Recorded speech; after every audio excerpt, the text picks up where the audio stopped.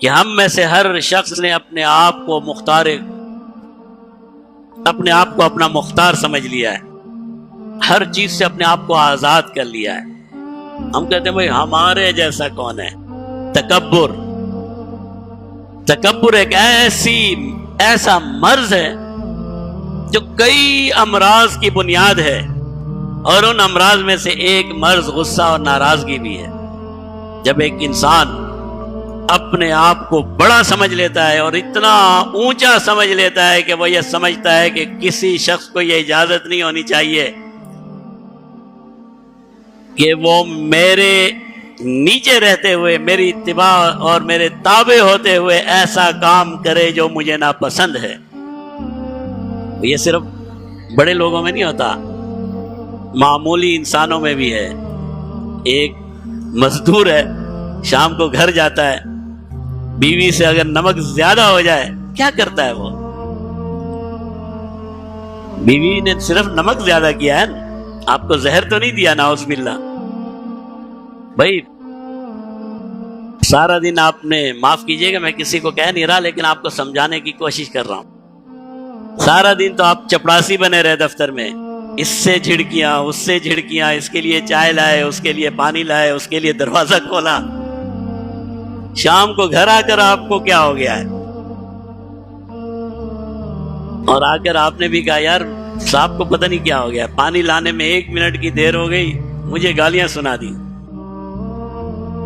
جو صاحب نے وہاں آپ کے ساتھ کیا، آپ نے اپنے گھر میں جا کے وہی تو کیا ہے۔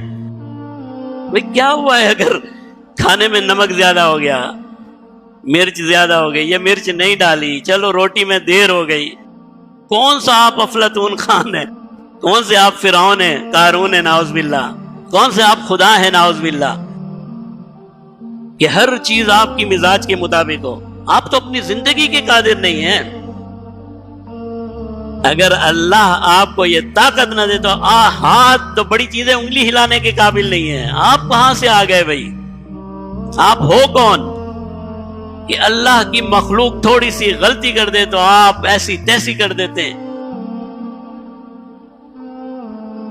اپنے غصے پہ کنٹرول کیجئے، اپنے غصے کو اللہ کے لیے کنٹرول کیجئے، اللہ کو راضی کرنے کے لیے۔ او جی مولوی صاحب میرا غصہ، اللہ میرے سارے ساتھی مجھ سے پریشان، جب میں غصے میں آتا ہوں پھر میں کسی کو نہیں دیکھتا۔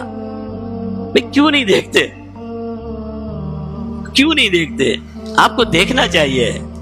آپ کا ایک رب ہے، آپ کا ایک رب ہے، آپ کا ایک خالق ہے، آپ کا ایک مالک ہے، آپ نے اس کے پاس جا کر حساب اور کتاب دینا ہے۔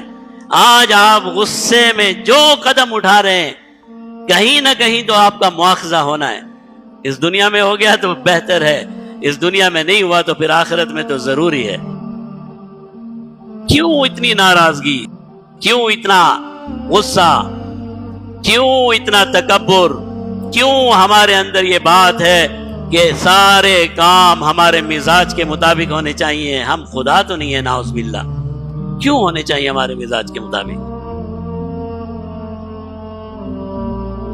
جب رحمت دو عالم صلی اللہ علیہ وسلم کے سامنے بھی ایسے معاملات آئے جو آپ کے مزاج کے مطابق نہیں تھے، ہوئے کہ نہیں ہوئے؟ کئی بار آپ کی زندگی میں ایسے حالات پیش آئے جس میں آپ کو تکلیف پہنچی، جس میں آپ پریشان ہوئے، جو ہم کہہ سکتے ہیں کہ آپ کے مزاج کے مطابق نہیں تھا، آپ نے اس معاملے کو برداشت کیا اور اللہ سے اجر اور ثواب حاصل کیا۔ تو آج ہم اور آپ کون ہیں کہ ہم کہتے ہیں سارا کچھ ہمارے مزاج کے مطابق؟